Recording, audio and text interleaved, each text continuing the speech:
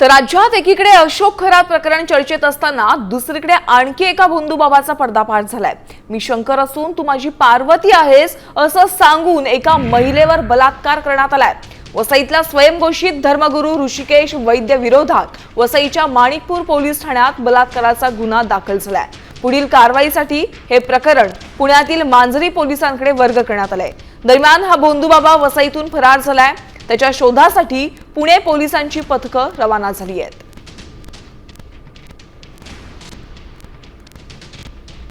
या पीडितेच्या म्हणण्याप्रमाणे मी महादेवाचा भक्त आहे आणि त्याचा अंश आहे आणि अशा पद्धतीने माझ्यामध्ये तुम्ही विश्वास ठेवू शकता याबाबत उल्लेख आहे। त्यांनी त्या पद्धतीने या सगळ्या भूलथापा करण्यासाठी अशा पद्धतीने भाविकांच्या भावनांचा वापर केलेला आहे। याचा शोध घेतला जात आहे। जवळपास 4 टीम्स याचा शोध घेत आहेत। कायद्याच्या ज्या काही तरतुदी आहेत त्या सगळ्या तरतुदींचा वापर करून याच्यामध्ये गुन्हा दाखल होईल।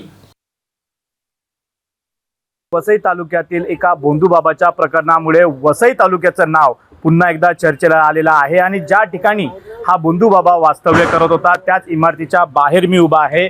एक जर पाहिलं तर ओम राधा कृष्णा ही अपार्टमेंटच्या C-Wing 008 मध्ये हा भोंदूबाबा आपला आई आणि भावासोबत वास्तव्यास करत होता। मात्र अनेक दिवसापासून या भोंदूबाबाने महिलांना गळी पाडले असल्याची चर्चा रंगू लागली। त्यानंतरच एका महिलेने या भोंदूबाबाच्या विरोधात माणिकपूर पोलीस ठाण्यामध्ये गुन्हा दाखल केलेला आहे। मिळालेल्या प्राथमिक माहितीनुसार हा भोंदूबाबा आहे तो विविध हिंदू धर्मीय सण साजरे करत होता आणि त्यामध्ये अनेक तरुणींना एकत्र करण्याचं काम करत होता। मात्र अशा प्रकारे या भोंदूबाबाने महिलेला गडी पाडल्यानंतर तिने या भोंदूबाबाच्या विरोधामध्ये गुन्हा दाखल केलेला आहे। आता पोलीस कसा सापळा रचून या भोंदूबाबाला ताब्यात घेत आहेत हे पाहणं तितकंच महत्त्वाचं ठरणार आहे। मनोज तांबे, साम टीव्ही न्यूज, वसई।